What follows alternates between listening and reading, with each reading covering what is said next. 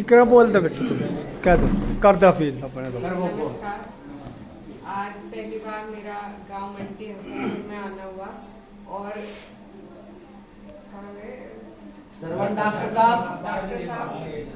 Doctor साहब की wife का भी पता लगा था और बड़ा परेशान हो रहे हैं। डॉक्टर साहब की टाइम कुछ और था और हम थोड़ा पहले आ गए, लेकिन आज का मकसद चुनावी सभा का नहीं था। आज तो सिर्फ आप सबसे परिचय के लिए आए थे।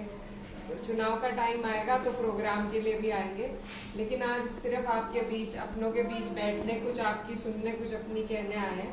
तो अभी हमारा गठबंधन बना है एक 25-26 पार्टियों का, और इसमें अभी टिकट तो डिसाइड हुए नहीं। हम लोग भी दावेदारी कर रहे हैं, आप सबसे आशीर्वाद लेने आए, ऊपर वाला कर दे अगर तो यहाँ से चुनाव लड़ने का इरादा है। लेकिन जिसका भी होता है, मैं बस ये कहना चाहती हूँ कि आप लोगों ने, हमने सबने मिलके भाजपा 2 बार देख ली, हमने सेंटर में देख ली 2 बार, हमने अपने उत्तर प्रदेश में, अब दूसरा टर्म है। तो इन्होंने सिर्फ दूरी बढ़ाने के अलावा दूरी बढ़ाई और हमारे ऊपर राज करने का काम किया। कोई ऐसी योजना इनकी नहीं चल रही जिससे किसी को लाभ हो रहा हो। अगर 2 रुपये हमारी तरफ फेंकने का काम करते हैं तो 3 की योजना पहले बनाते हैं कि वापस कैसे लेने हैं। तो ये इनकी नीति रही है, इनकी सरकार की नीति। सबसे बड़ी राष्ट्रभक्ति यही है कि जो हमारी सरकार हमारे देश को रोक रही है, उसके लोगों को आगे बढ़ने से रोक रही है, उसको हम बदलने का काम करें।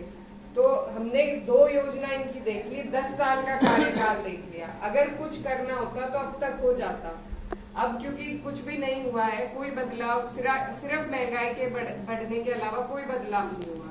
तो अब एक मौका हम दूसरों को देके देखें, फिर अगर आपको वो सरकार अच्छी ना लगे तो फिर बदल दीजिए। बदलते रहने में ही आपका हमारा फायदा है।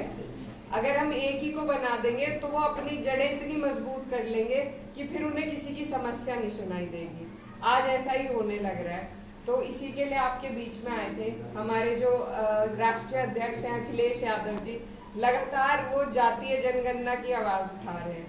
अगर कायदे से जातीय जनगणना हो जाती है तो तब आपकी भागीदारी का एहसास इन्हें होगा। इससे अभी आप गिनती में नहीं हो किसी की। जब तक आपकी जाति गिनती में नहीं है, आप गिनती में नहीं हो। अभी आप सिर्फ वोट होने के लिए आप बटन दबा दो बस। लेकिन जब आपकी जातीय जनगणना हो जाएगी, उसके बाद ही आपका कोई वजूद होगा, आपकी पहचान बनेगी। मेरे पिताजी यहाँ से पहले भी जनप्रतिनिधि रहे हैं और किरण पाल अंकल जी हैं, उनका और पिताजी का बहुत साथ रहा है। उन्होंने उनके चुनाव में, पिताजी ने मेरे बहुत मेहनत भी की थी, क्योंकि वो समझते थे कि यहाँ पर कश्यप समाज कितनी तादाद में है, और जो समाज तादाद में हो उन्हें अपनी खुद की पैरोकारी करने का मौका भी मिलना चाहिए। लेकिन ये जो सरकार है भाजपा की, ये सिर्फ आपके वोट लेना जानती है। मैं नहीं समझती अगर कश्यप समाज भाजपा का पूरी तरीके से विरोध कर दे तो भाजपा यहाँ जिले में एक भी सीट पे आ जाए, ऐसा हो ही नहीं सकता। तो ये आपको सोचने की बात है। इसमें सभी लोग शामिल हैं। हमारे ऊपर तो बहुत अत्याचार हो ही रहा है, लेकिन आपका क्या फायदा हो रहा है आप मुझे बता दो। कोई फायदा नहीं है। सिर्फ आपको वोटों के लिए इस्तेमाल किया जा रहा है, ना आपको कोई नौकरी दी जा रही, ना आपको कोई और योजना से लाभ दिया जा रहा। तो ये बहुत सारी बातें हैं। अभी ये मौका है चुनाव का, इसमें हम बदल सकते हैं इस सरकार को। दूसरी सरकार, अभी राहुल गांधी जी ने भी मुद्दा उठाया जातीय जनगणना का कल परसों ही संसद में। तो ये बहुत महत्वपूर्ण विषय है, क्योंकि हमारी देश की संस्कृति है, इसमें जाति बहुत महत्वपूर्ण रही है हमेशा से, और उसी आधार पे हमें रिजर्वेशन भी मिलता है, हमें आगे बढ़ने का मौका भी मिलता है। अगर कोई सरकार बैठ के कह दे कि हम कराएंगे ही नहीं जातीय जनगणना, तो इसमें आपको और हमें जो लाभ मिलने वाला है ये उसकी चोरी करना चाह रहे हैं। तो ये बहुत महत्वपूर्ण विषय है। आप लोग भी इस बात से जानकारी रखते हैं। तो मेरा आपसे यही कहना है कि जो लोग आपके हक को मारने का काम कर रहे हैं, जो आपको मिलता आ रहा है हक, ओबीसी में आपका कितना हिस्सा होना चाहिए, ये तो आपकी जब जातीय जनगणना होगी तभी तय हो पाएगा। तो ये आपके लिए, आपके आने वाले बच्चों के फ्यूचर के लिए बहुत बड़ा मुद्दा है। लेकिन ये सरकार नहीं चाहती कि हम इन मुद्दों पे बात करें। जिन चीजों से हमें तरक्की मिलेगी उन पर बात करें। ये तो हमें आपस में भिड़ाने का काम करते हैं ताकि इन सब बातों को हम भूल जाएं।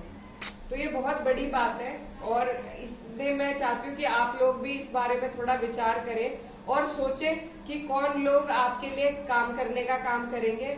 और मैं भी इसी इलाके की आपकी बेटी बहन हूँ, तो हमें भी आपका आशीर्वाद चाहिए। आपके बीच में आए, आगे भी आते रहेंगे। बस यही बातें कुछ आपको। ये कोई भाषणबाजी तो हो नहीं रही है, ये आप